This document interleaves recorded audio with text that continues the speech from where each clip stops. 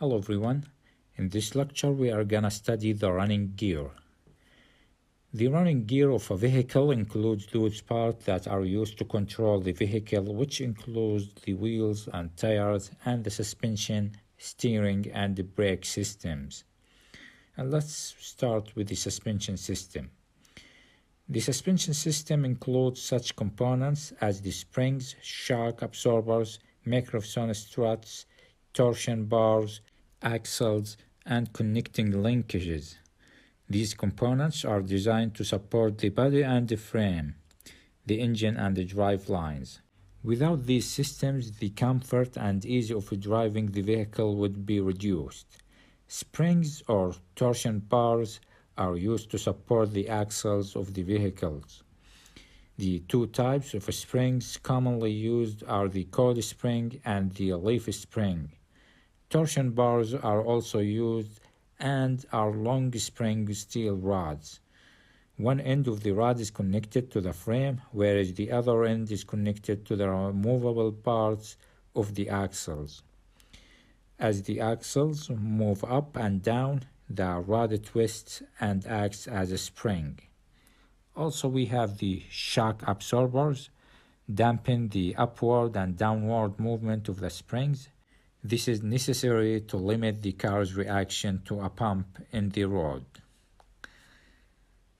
Also, we have the steering system.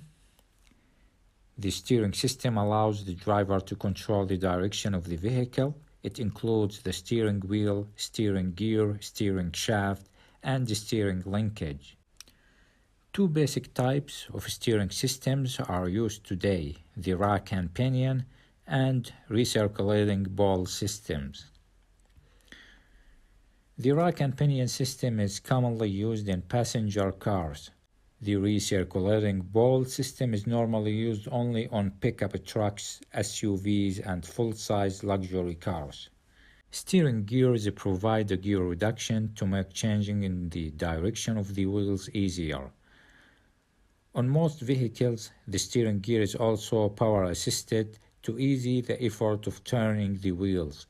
In a power-assisted system, a pump provides hydraulic fluid under pressure to the steering gear. Pressurized fluid is directed to one side of the other of the steering gear to make it easier to turn the wheels. Some vehicles are equipped with speed-sensitive power steering systems. These change the amount of power assist according to the vehicle speed. Power assist is the greatest when the vehicle is moving slowly and decreases as speed increases.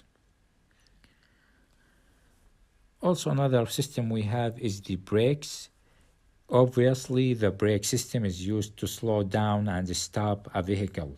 The brakes located at each wheel use friction to slow and stop a vehicle. The brakes are activated when the driver passes down on the brake pedal.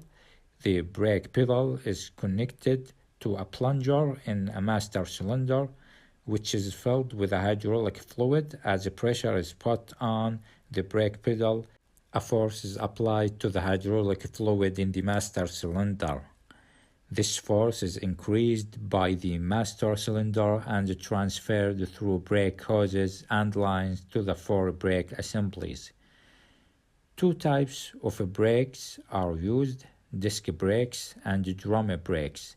Many vehicles use a combination of the two types.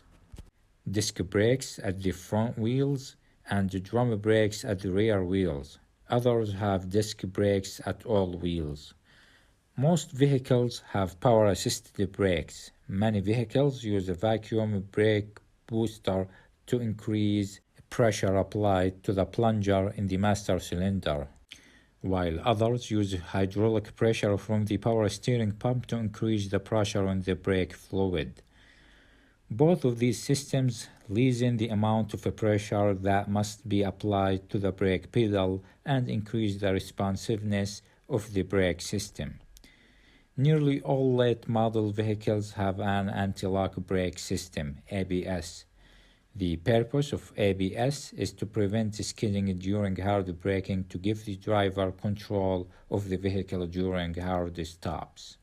The only contact a vehicle has with the road is through its tires and wheels.